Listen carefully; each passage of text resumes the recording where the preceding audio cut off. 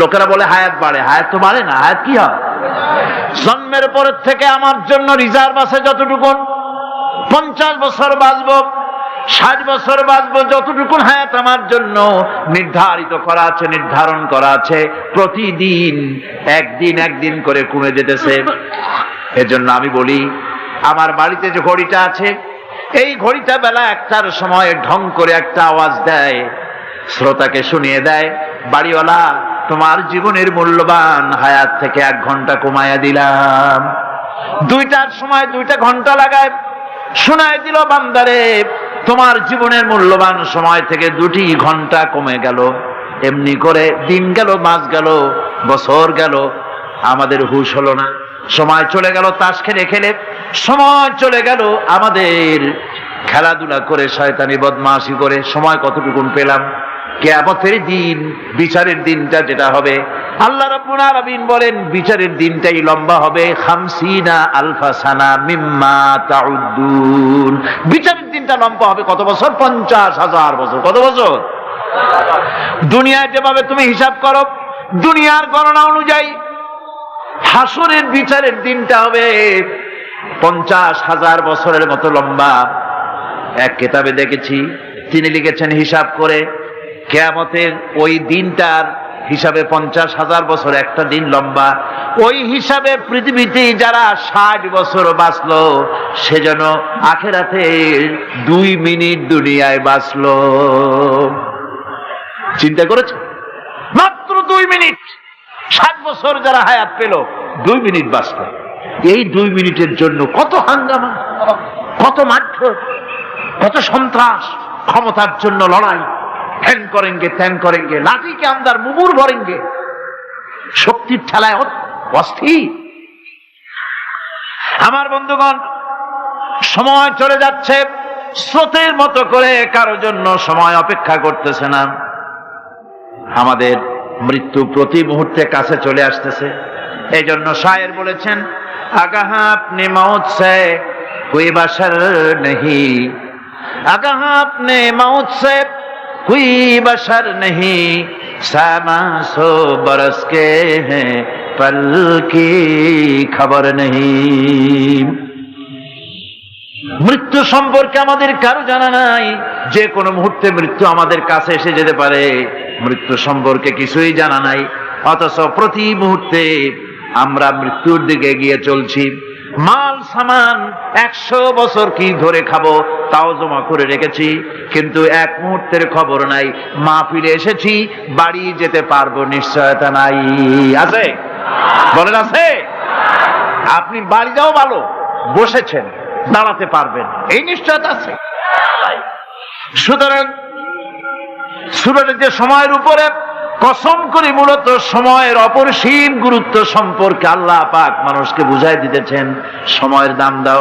আমাদের সময় চলে যায় গান শুনতে শুনতে, আশ্চর্য মলম বিক্রি করা দেখতে দেখতে, তাস পাশা খেলতে খেলতে সময় চলে যায়, কেউ খেয়াল করে না। সময় বলতে অতীত কালও হতে পারে, আবার বর্তমানও হতে পারে। আর বর্তমান কাল কোনো কালই না। বর্তমান কাল কোনো কাল নয়। প্রতি মুহূর্তে ভবিষ্যৎ এসে বর্তমান হয়, আর প্রতি মুহূর্তে বর্তমান কি হয়? অতীত হয়ে যায়। বর্তমান কাল বলে কোনো কাল নেই। প্রতি মুহূর্তে অতীত হয়ে যাচ্ছে। এই যে আমি মাহফিলে বসছিলাম প্রথম এসে, ওইটা কি এখনো বর্তমান আছে? এই যে বর্তমান কথা বলছি, এটা অতীত হয়ে যাচ্ছে। সুতরাং বর্তমান কাল নাই। আল্লাহ পাক অল আসরের সময়ের কসম করে বলছেন। যদি আমরা চিন্তা ভাবনা করি, তাহলে আমরা লক্ষ্য করব আমাদের আসল মূলধন সময়। আসল মূলধন কি? জীবনের আসল মূলধন কি? সময়। ইমাম রাজি রহমতুল্লাহ আলাইহি এই পর্যায়ে এক বুজুর্গের ব্যক্তির কথা তিনি আলোচনা করেছেন। তিনি বলেছেন যে একটা লোক, তিনি সূরা আল আসর এর ব্যাখ্যা তিনি বুঝতেছিলেন না। ব্যাখ্যাটা কি? এই মাথার মধ্যে ঘুরপাক খাচ্ছিল এর ব্যাখ্যা কি? একবার তিনি বাজারে ঢুকলেন, তারপরে তিনি শুনতে পেলেন বাজারের এক প্রান্ত থেকে একজন চিল্লায় বলতেছে, সেই ব্যক্তির উপরে রহম করো যার পুঁজি গলে যায়, সেই ব্যক্তির উপরে রহম করো যার পুঁজি গলে যায়। উনি চিন্তা করলেন পুঁজি এবার গলে কেমন? উনি দৌড়ে গেলেন, যায় দেখেন যে যে ব্যাটা চিল্লাচ্ছে সে হচ্ছে বরফ বিক্রেতা। কি বিক্রেতা? বরফ, বরফ, আইস। এখন এই বরফ বিক্রেতা সে চিল্লায় বলতেছে সেই ব্যক্তির বড় রহম করো যার পুঁজি কি গলে যায়। সূর্যের তাপ বাড়তেছে আর বরফ গলে যাচ্ছে। সে বোঝাতে চাচ্ছে যে আমার এই বরফটা জমাট থাকা অবস্থায় তোমরা কেউ কেনো, যেহেতু আমার পুঁজি তো এর মধ্যে আমি ইনভেস্ট করেছি। এটা যদি পানি হয়ে যায় তো পানি তো কেউ কিনবে না, এটা তো যেখানে সেখানে পাওয়া যায়। বরফ পাওয়া যায় না বলি তো আমি বরফ কিনে আনছি। তোমরা আমার প্রতি দয়া করো, তাড়াতাড়ি করে বরফটা কিনে নিয়ে যাও। ইমাম রাজি রহমাতুল্লাহ আলাইহি বলেন, বুজুর্গ ব্যক্তি চিৎকার মেরে বললেন আল্লাহু আকবার, আমি কিন্তু এই বরফ বিক্রেতার ঘোষণার মধ্য দিয়ে সূরা ওয়াল আসরের তাফসীর আমি বুঝে ফেলেছি। তার মানে হলো বরফ বিক্রেতা যেভাবে বলতেছে সেই ব্যক্তির উপরে রহম করো যার পুঁজি গলে যায়। আমারও তো একটা পুঁজি আছে, ওই পুঁজির নাম হায়াত। প্রতি মুহূর্তে আমার পুঁজি তো গলে যেতেছে, আমার পুঁজি তো গলে যায়, প্রতি মুহূর্তে কমে যেতেছে। আহারে এই পুঁজি যে গলে গেল ধরে রাখতে পারলাম না, এই জন্য কিছুই তো করতে পারি নাই। সূরা ওয়াল আসরের ভিতরে মানুষের আয়ুষ্কাল দেওয়া হয়েছে বরফ গলে যাওয়ার মতো দ্রুত সে আয়ু কমে যাচ্ছে। একে যদি নষ্ট করে ফেলা হয়, ভুল কাজে ব্যয় করা হয়, সেটাই হচ্ছে মানুষের মূল ক্ষতি। মানুষের মূল ক্ষতি। ব্যবসায় ক্ষতিগ্রস্ত হয়েছে, এটা মূল ক্ষতি নয়। স্বাস্থ্য হারাইছে, মূল ক্ষতি নয়। রাজনীতিতে ব্যর্থ হয়েছে, মূল ক্ষতি নয়। জীবনে মন্ত্রিত্ব হারাইছে, মূল ক্ষতি নয়। মূল ক্ষতি প্রতি মুহূর্তে সময় নষ্ট হচ্ছে, এটাই মূল ক্ষতি। ভাইরা, কিয়ামতের দিন জান্নাতীদের কোনো দুঃখ থাকবে না, সকলের দুঃখ থাকবে। জান্নাতীদের কোনো দুঃখ থাকবে নাকি? থাকবে, থাকবে। জান্নাতীদের মনের মধ্যে একটা দুঃখই থাকবে। ভালো করে শুনুন, জান্নাতীদের মনের মধ্যে একটা দুঃখই হবে। তারা মনে মনে চিন্তা করবেন, আফসোস করবেন, আহারে যদি দুনিয়ায় বসে অমুক সময় বাসে বসেছিলাম আজে বাজে চিন্তা করেছি, বাড়ির ড্রয়িং রুমে একা একা বসে বসে আজে বাজে চিন্তা করেছি, অমুক অমুক সময় খেলাধুলায় কাটাইছি।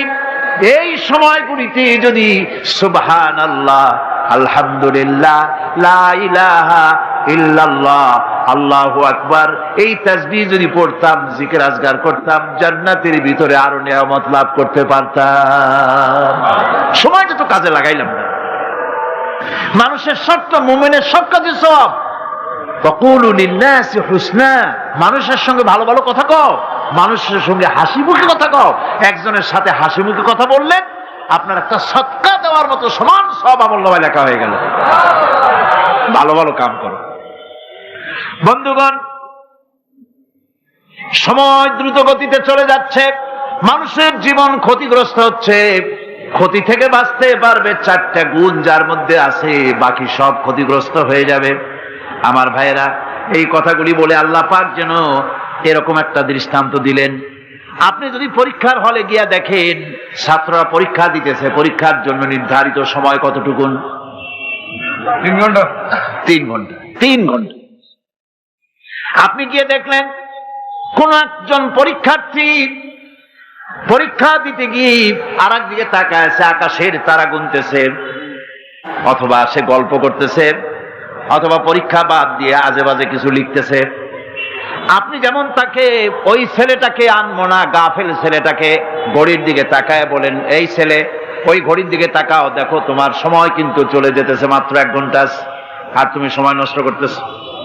আল্লাহ যেন স্নেহ পরবশে তামাম পৃথিবীর গোলামদেরকে, বান্দাদেরকে আঙ্গুল নির্দেশনা দিয়ে বলছেন, বান্দারা প্রতি মুহূর্তে তোর জীবনের মূল্যবান সময় চলে যেতেছে, প্রতি মুহূর্তে সময় যাচ্ছে। আল ইনসান,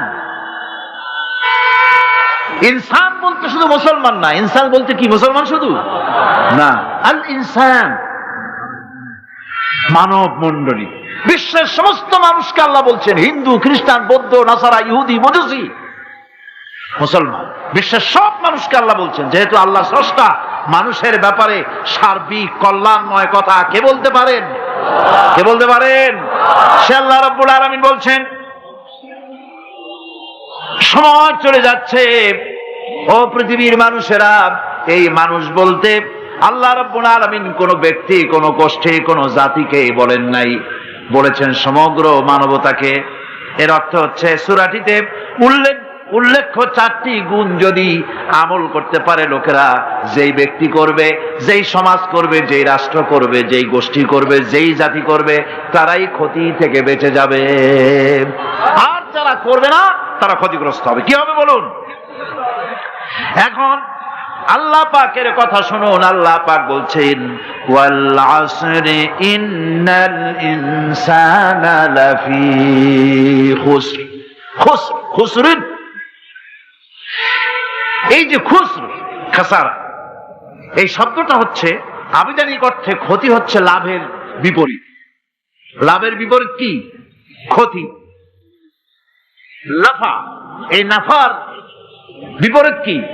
নোকসান। খাসারাটা কি? নোকসান বলা হয় পুঁজি 50,000 খাটাইছিলাম, লাভ করতে পারি নাই, পুঁজি ঠিক আছে, এটাকে বলা হয় নোকসান। এটাকে কি বলা হয়? নোকসান। কিন্তু আমি পুঁজি খাটিয়েছিলাম 50,000 টাকা, লাভ তো হয়ই নাই, পুঁজিও চলে গেছে, আমও গেছে, ছালাও গেছে, আমও নাই, ছালাও নাই। এইটারে আরবিতে কি বলা হয়? দেউলিয়া। দেউলিয়া হয়ে গেছে। দেউলিয়াটা বোঝেন ভালো আপনারা, দেউলিয়া হয়ে গেছে। কোরআন লাভ বা সাফল্যের ধারণা যেমন নিছক পার্থিব নয়, সমৃদ্ধির কথা শুধু পার্থিব নয়, জন্ম থেকে শুরু করে মৃত্যু পর্যন্ত। কোরআনের লাভের কথা যখন বলা হয় তখন জন্ম থেকে মৃত্যু পর্যন্ত, আখিরাত পর্যন্ত, কিয়ামত পর্যন্ত। ক্ষতিটাও জন্ম থেকে শুরু করে মৃত্যু পর্যন্ত, কিয়ামত পর্যন্ত ক্ষতিটাও। এই ক্ষতি থেকে বাঁচবার জন্য কোরআনে কারিমে বিভিন্ন জায়গায় এই খাসারা শব্দ ব্যবহার করা হয়েছে। আল্লাহ রাব্বুল আলামিন বলছেন ওয়ামান খাফফাত মাওয়াজিনুহু ফাউলাইকাল্লাযীনা খাসিরু আনফুসাহুম বিমা কানু বিআয়াতিনা ইয়াযলিমুন।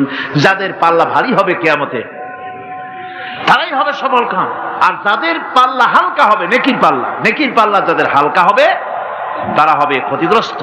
তারা নিজেদের নিজেরাই ক্ষতি সাধনকারী হবে কিয়ামতের দিন। কাজে মানুষের জীবনের সমুদয় কার্যাবলীর ভালো অংশ যদি খারাপ অংশের উপরে বিজয়ী হয়, তারপরে খারাপ অংশ পাওনাদারদের দিয়ে টিয়া, এরপরে যদি নেকি কিছু বাকি থাকে, তাহলে বোঝা গেল লোকটা কিয়ামতে নাজাত পাবে। আর যদি ভালো কাজের উপরে খারাপ কাজ বিজয়ী হয়ে যায় আর সমস্ত পাওনাদারদেরকে পাওনা মিটাইয়া তারপরেও পাপ বাকি থেকে যায়, এক চাইতে খাসারা পৃথিবীতে, আকাশে, জমিনে কিছুই আর হবে না। এর থেকে বাঁচার জন্য আল্লাহ পাক, এই খাসারা থেকে বাঁচার জন্যই মানুষকে এই কথা বলছে। এই কথাটি কোরআনে কারিমের অন্য একটি আয়াতে আরো সুন্দর করে বলা হয়েছে। যারা নাকি এই দুনিয়ার বুকে যারা নিজেদের পুঁজি খাটাইছে, জীবনের পুঁজি সুদ কামাইতে খাটালো, জীবনের পুঁজি খাটালো হারাম কামাইয়ের ভিতরে, অন্যায় কাজের ভিতরে, যারা জীবনের পুঁজিকে আল্লাহর দ্বীনের কাজে লাগাতে পারে নাই, তাদের সম্পর্কে বলা হচ্ছে খাসিরাদ দুনিয়া ওয়াল আখিরাতা যালিকা হুয়াল খুসরানুল মুবিন। খাসিরাদ দুনিয়া ওয়াল আখিরাহ, দুনিয়াও ক্ষতিগ্রস্ত, আখিরাতেও ক্ষতিগ্রস্ত। এটা হচ্ছে তার জন্য সুস্পষ্ট ক্ষতি, এর থেকে বড় ক্ষতি আর কিছুই হতে পারে না। আল্লাহ পাক কোরআনে কারিমে অন্যত্র বলেছেন وَنُنَزِّلُ مِنَ الْقُرْآنِ مَا هُوَ شِفَاءٌ وَرَحْمَةٌ لِلْمُؤْمِنِينَ وَلَا يَزِيدُ الظَّالِمِينَ إِلَّا خَسَارًا। আমি এই কোরআন অবতরণের পরিক্রমায় এমন সব বিষয় অবতীর্ণ করেছি যা মুমিনদের জন্য নিরাময় এবং তাদের জন্য রহমত, আর জালিমদের জন্য ক্ষতি ছাড়া আর কিছুই বৃদ্ধি পায় না। জালিমদের জন্য ক্ষতি বৃদ্ধি পায়, আর যারা মুমিন তাদের জন্য এর মধ্যে নিরাময় আছে, এর মধ্যে রহমত আছে। অর্থাৎ যারা এই কোরআনকে যারা নিজেদের আইনের কিতাব হিসেবে গ্রহণ করেছে, কোরআনকে তাবিজের কিতাব হিসেবে নয়, ধর্মীয় কিতাব হিসেবে নয়, কোরআন সংবিধান। কোরআন কি? কোরআনকে যারা সংবিধান হিসেবে মেনে নিয়েছে, কোরআনকে যারা সংবিধান হিসেবে গ্রহণ করলো, ব্যক্তি, পরিবার, সমাজ, রাষ্ট্রে তাদের যাবতীয় মানসিক, বুদ্ধিবৃত্তিক, নৈতিক, তামাদ্দুনিক রোগের নিরাময় হবে, এর দ্বারা শান্তি হবে। কিন্তু যেসব জালিম এই কোরআনকে প্রত্যাখ্যান করেছি, কোরআনকে যারা মৌলবাদীদের কিতাব বলে, কোরআনের কথা বললে মৌলবাদ বলে গাল দেয়, তারা তাদের কপালকে পোড়াইয়া ছাই বানাইয়া দিছে, তাদের তাদের কপাল ভস্মীভূত করে দিয়েছে। আমার দেশে, এই দেশটা কি মুসলমান বেশি না অন্য জাতি বেশি? কোন? জোরে কোন? মুসলমান সবচেয়ে। খুব লক্ষ্য করে শোনেন, এই দেশে সবচেয়ে মুসলমান বেশি, ইন্দোনেশিয়ার পরে। পৃথিবীর দ্বিতীয় বৃহত্তম মুসলিম দেশ হলো কোনটা? বাংলাদেশ। এই দেশে ইসলামরে যত গালি দেওয়া হয়েছে, কোরআনকে যত গালি দেওয়া হয়েছে, আলেমদেরকে যত গালি দেওয়া হয়েছে, রাসূলুল্লাহকে যত গালি দেওয়া হয়েছে, ইসলামী আদর্শকে যত গালি দেওয়া হয়েছে, পৃথিবীতে কোন দেশে এইভাবে ইসলামকে গালি দেওয়া কোথাও হয় না। এমনকি আমেরিকার মতো দেশে, ইংল্যান্ডের মতো দেশেও কোরআনের বিরুদ্ধে এত কথা কেউ বলতে সাহস পাবে না, ইসলামের বিরুদ্ধে কথা বলতে সাহস পাবে না, যেহেতু মুসলমানেরা সেখানে পাল্টা আক্রমণ করবে। আজ আমার দেশে মুসলমানের ঘরের সন্তান হইয়া ইসলামের বিরুদ্ধে তারা বক্তব্য রাখে। মৌলবাদ মৌলবাদ জিকির উঠে গেছে। আমেরিকার প্রেসিডেন্টরা যখন শপথ নেন, প্রেসিডেন্ট হিসেবে ওথ নেন, বাইবেলের উপরে হাত রাখেন আর বলেন, এই মহাগ্রন্থকে স্পর্শ করে শপথ নিচ্ছি, আমি আমার চিন্তা চেতনা, আমার মেধা, আমার প্রজ্ঞা সবটা আমার জাতি, আমার দেশকে উন্নয়নের জন্য, এর সমৃদ্ধির জন্য, এর সংরক্ষণের জন্য আমি আমার জীবনকে উৎসর্গ করব। বাইবেলের উপরে স্পর্শ করে এই শপথ তারা নেন। আমার দেশের প্রেসিডেন্ট, প্রধানমন্ত্রী শপথ নেওয়ার সময় কোরআন শরীফের উপরে হাত রাখে যদি, তাহলে বলা হবে বেচারা মৌলবাদী হয়ে গেছে। এটা করা যাবে না। আর যদি কেউ করে সামান্য কিছু, কোরআন না, যদি তসবিহ নিয়েও আসে, তাহলে বুঝতে হবে জাতির সাথে একটা প্রতারণা ছাড়ার কিছুই না। কাজেই ধর্মের প্রতি আকর্ষণ একটা ভিন্ন জিনিস, সেই জিনিসকে ছেড়ে যারা দেয় তারাই ক্ষতিগ্রস্ত হয়, আর যারা ধরে রাখে তারা দুনিয়ায় ক্ষতিগ্রস্ত হয় না। আল্লাহ পাক এখানে রাসূল করিম সাল্লাল্লাহু আলাইহি ওয়াসাল্লামের একটি হাদিস প্রণিধানযোগ্য কোরআনের ব্যাপারে। হুজুর বলেছেন, আল কোরআন হুজ্জাতুন লাকা ওয়া আলাইকা। এই কোরআন হয় তোমার পক্ষের সাক্ষী, না হয় এই কোরআন তোমার বিপক্ষের সাক্ষী। কিয়ামতে এই কোরআন হয় তোমার পক্ষে কাজ করবে, নতুবা এই কোরআন তোমার বিপক্ষে কাজ করবে। দুই অবস্থা থেকে খালি হবে না। হয় কোরআন তোমার পক্ষে সাক্ষী দেবে, না হয় আমরা কি চাই? কিয়ামতে কি চাই? বলেন কি চাই? কোরআনের পক্ষে যদি আমরা সাক্ষী চাই, তাহলে এই কোরআনের পক্ষে আমাদেরকে কাজ করতে হবে। এছাড়া আমাদের নাজাতের কোনো পথ নাই। আমাদের মুক্তির পথ হচ্ছে কোরআন কেন্দ্রিক, রাসূলুল্লাহর হাদিস কেন্দ্রিক। এর বাইরে আমাদের সমস্ত পুঁজি নষ্ট হয়ে যাবে। আমাদেরকে পৃথিবীতে টিকে থাকতে হলে কোরআনের উপরে ভিত্তি করে আমাদেরকে বাঁচতে হবে, টিকতে হবে। কোরআনে কারিমে আল্লাহ রাব্বুল আলামিন অন্যত্র বলেছেন, কুল ইন্নাল খাসিরিনাল্লাযীনা খাসিরু আনফুসাহুম ওয়া আহলিহিম ইয়াওমাল কিয়ামাহ আলা যালিকা হুয়াল খুসরানুল মুবিন। বলো, প্রকৃত দেউলিয়া তারাই যারা কিয়ামতের দিন নিজেকে, নিজের পরিবার পরিবর্গকে এই ক্ষতির দিকে যারা ঠেলে দেবে। ভালো করে শুনে নাও, এটি হচ্ছে সুস্পষ্ট ক্ষতি, সুস্পষ্ট দেউলিয়াপনা। এই ক্ষতি থেকে বাঁচার জন্য আল্লাহ রাব্বুল আলামিন কোরআনে কারীমের মধ্যে বলেছেন, ওয়াল নাসরি ইন্নাল ইনসানা লাফি খুসর। পড়েন সবাই, ওয়াল নাসরি ইন্নাল ইনসানা লাফি খুসর। মানুষের, সমগ্র মানুষের জীবন ক্ষতিগ্রস্ত। কে বলতেছেন? গা শিউরে ওঠার কথা না, গা শিউরে ওঠে। আল্লাহ বলতেছেন ক্ষতিগ্রস্ত, ব্যর্থ। আপনি যতই মনে করেন আপনার মিল আছে, কল আছে, কারখানা আছে, মন্ত্রী, টাকা পয়সা আছে, প্রেসিডেন্ট হয়েছেন, প্রধানমন্ত্রী হয়েছেন, আপনার জীবন সফল হয়েছে, আল্লাহ বলেন না, জীবন ব্যর্থ, জীবন বিফল, জীবন ক্ষতিগ্রস্ত। তাম পৃথিবীর সমস্ত মানুষ ক্ষতিগ্রস্ত, ব্যর্থ। 4টা কাজ করলে সফল হবে। কয়টা কাজ? জোরে বলেন, কয়টা কাজ? ইল্লাল্লাযীনা আমানু ওয়া আমিলুস সালিহাতি ওয়া তাওয়াসাউ বিল হাক্কি ওয়া তাওয়াসাউ বিস সাবর। 4টা কাজ করলে জীবন হবে সফল। এই ব্যর্থতা থেকে, এই ক্ষতি থেকে যদি বাঁচতে চাই কিনা? কারা কারা চাই? দেখাই তো হাত। কারা কারা চাই? ক্ষতির হাত থেকে বাঁচতে চাই কারা? আলহামদুলিল্লাহ, হাত নামান।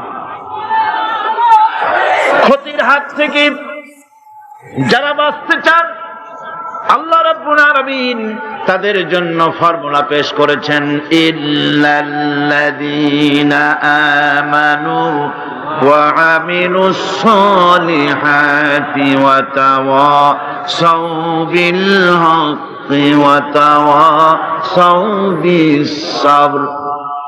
আল্লাহ পাক বলেন 4টি কাজ করলে জীবন সফল হয়ে যাবে। কয়টা কাজ? 4টা কাজ করলে জীবনটা সফল হয়ে যাবে। 1 নম্বরে ঈমান। 1 নম্বরে কি? ঈমান। এটাই হচ্ছে ফাউন্ডেশন। ক্ষতি থেকে বাঁচার জন্য প্রথম যে গুণটি, সেটির নাম হচ্ছে ঈমান। ইসলামে ঈমানের স্থান সর্বপ্রথম, তারপরই হচ্ছে ইসলাম। ঈমান আগে, তারপরে কি? ইসলাম। ইসলাম হচ্ছে বীজ, ঈমান হচ্ছে বীজ, আর ইসলাম হচ্ছে চারা, গাছ। এটা হচ্ছে ভিত্তি। এই ভিত্তিকে সর্বপ্রথম মজবুত করতে হবে। ঈমানের ভিত্তি, ঈমানের ভিত্তি দুনিয়ায় ঈমানের আহ্বান জানাবার জন্যই আল্লাহ রাব্বুল আলামিন সমস্ত নবী এবং রাসূলদেরকে পৃথিবীতে পাঠিয়েছেন ঈমানের আহ্বানের জন্য। দুনিয়ার সমস্ত নবীদের দাওয়াত ছিল ঈমানের দাওয়াত। কিসের দাওয়াত? এই ঈমানের দাবিটা আসছে, দাওয়াতটা এসেছে আল্লাহর কাছ থেকে। কার কাছ থেকে? দেখুন, পৃথিবীর ভিতরে কোন নবীদের কথার সাথে আরেকজন নবীর কথার কোনো বৈপরীত্য হয় নাই। সমস্ত নবীদের কথা একরকম ছিল। কয় রকম? একজন নবীর সঙ্গে তার বক্তব্যের সাথে আরেকজন নবীর বক্তব্যের কোনো গুণগত মৌলিক কোনো পার্থক্য ঘটে নাই, অসঙ্গতি হয় নাই। কারণ নবীরা, আম্বিয়া আলাইহিমুস সালাম, নিজেরা বানিয়ে কথা রচনা করে তারা মানুষের সামনে পেশ করে নাই। সমস্ত নবীদের কাছে যত দাওয়াত এসেছে, একটা অফিস থেকে এসেছে। সে অফিসটা হচ্ছে কার? আল্লাহ রাব্বুল আলামিনের। তাই দুনিয়ার সমস্ত পয়গম্বরদের দাওয়াত ছিল না ইলাহা ইল্লাল্লাহ, লা ইলাহা ইল্লাল্লাহ, লা ইলাহা, লা ইলাহা ইল্লাল্লাহু মুহাম্মাদুর রাসূলুল্লাহ। এটাই ছিল সমস্ত নবীদের দাওয়াত। কোরআনে কারীম তার ধারক এবং বাহক সম্পর্কে বলে যে তিনি যে দাওয়াত দিয়েছেন সে দাওয়াতটা হলো ঈমানের দাওয়াত। আমাদের নবী তিনি এসে যে দাওয়াত দিয়েছেন সে দাওয়াতটা কিসের? কোরআনে কারীম বলছি, রব্বানা ইন্নানা সামি'না মুনাদিয়ান ইউনাদি লিল ঈমান। হে আমাদের রব, নিশ্চয়ই আমরা এমন একজন আহ্বায়কের আহ্বান শুনেছি যিনি আমাদেরকে ঈমানের দাওয়াত দিয়েছেন। এমন কোন পয়গম্বর নাই দুনিয়ায় যিনি ঈমানের দাওয়াত দেন নাই। সকলেই ঈমানের দাওয়াত মানুষের সামনে, বিশ্ববাসীর সামনে পেশ করেছেন। কোরআনে হাকিম স্পষ্ট একটা সীমারেখা দুনিয়ার মানুষের সামনে পেশ করে পৃথিবীর মানুষ